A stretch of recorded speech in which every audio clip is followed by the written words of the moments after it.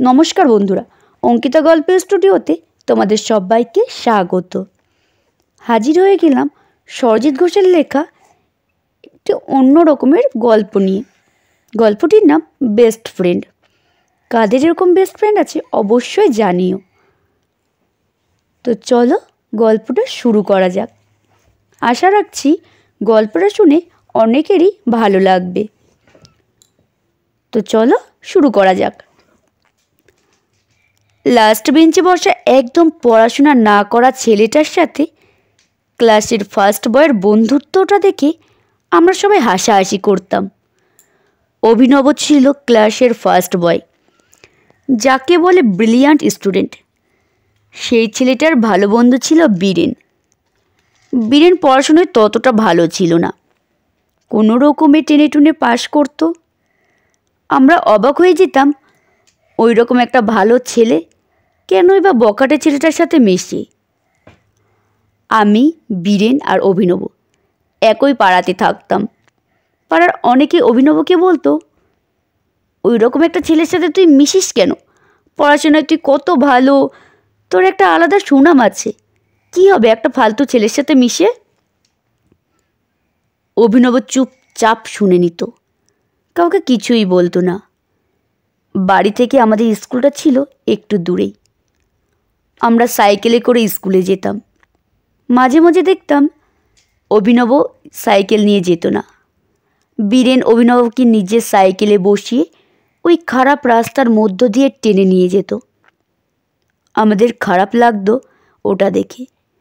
বীরেনকে বলতাম, তোর মতো মাথা মোটা ছেলে একটাও নেই, সবাই নিজের ভালোটাই বোঝে, আর তুই বুঝলি না?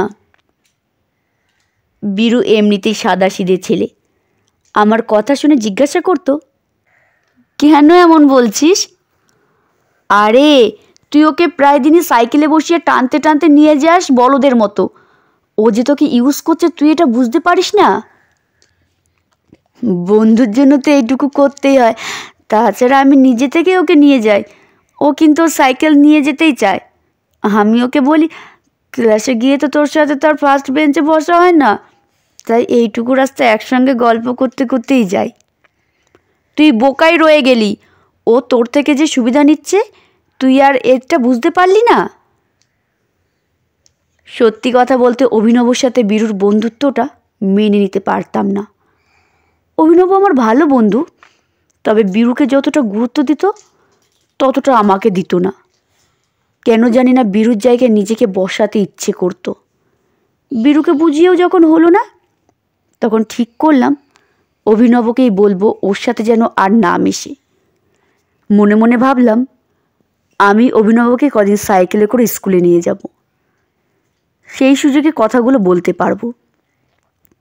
যথারীতি একদিন স্কুলে যাবার আগে চলে যায় অভিনবর বাড়িতে। ওকে গিয়ে বললাম, তোর সাথে আমার কিছু কথা আছে অভিনব, তাই আজ আমার সাথে আমার সাইকেলে চল।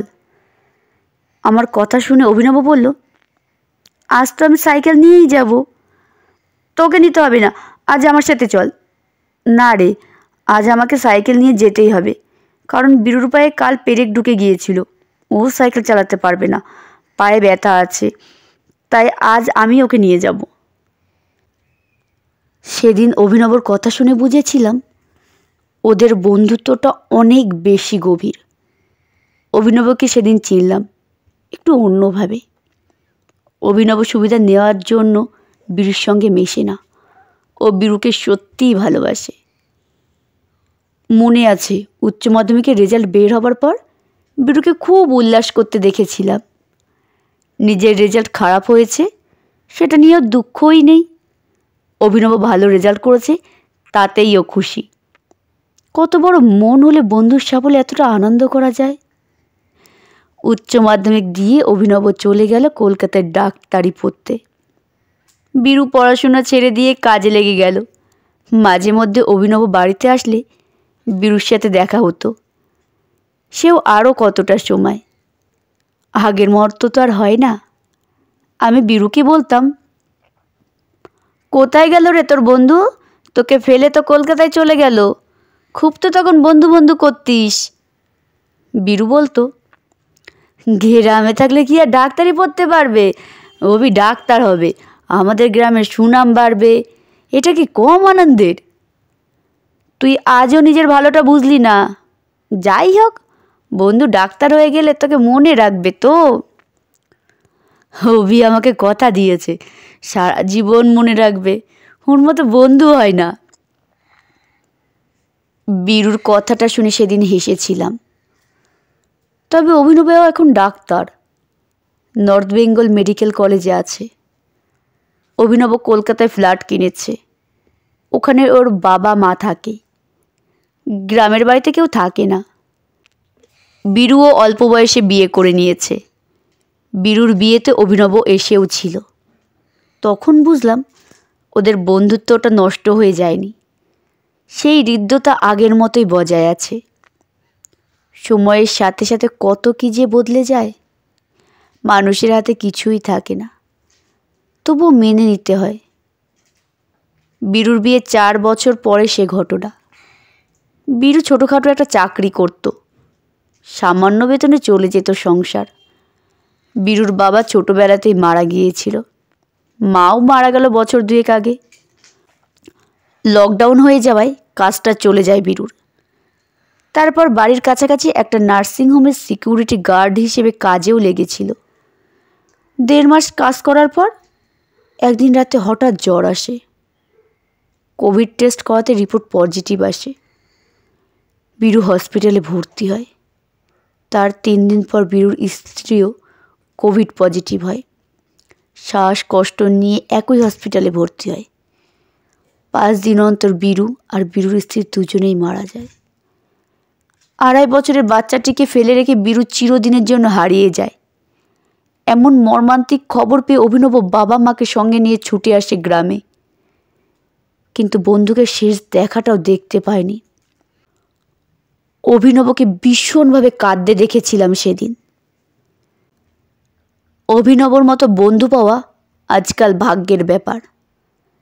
এমন মানবিকতা কজনের মধ্যে আর থাকে। বীরুকে যে সারা জীবন মনে রাখবে বলে কথা দিয়েছিল অভিনব, সে কথা অভিনব রেখেছে।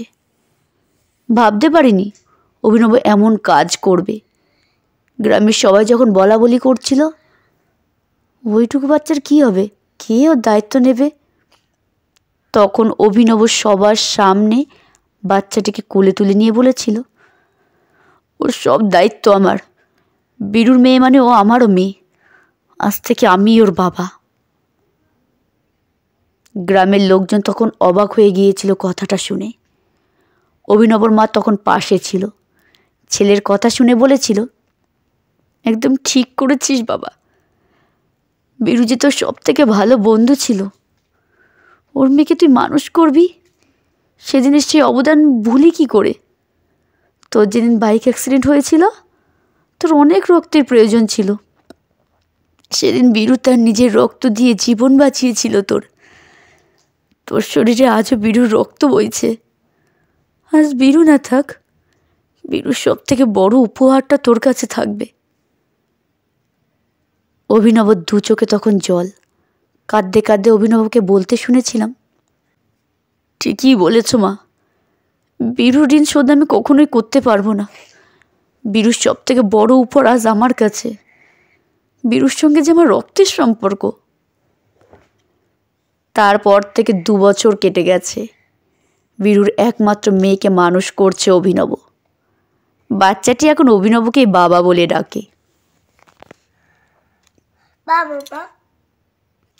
শেষ হলো গল্প পাঠ। এমন বন্ধুত্ব কতজনের ভাগ্যে হয় বলুন তো? এমন বন্ধু পাওয়া কিন্তু সত্যিই ভাগ্যের ব্যাপার। গল্পটা শুনে কেমন লাগলো অবশ্যই কমেন্টে জানাবেন।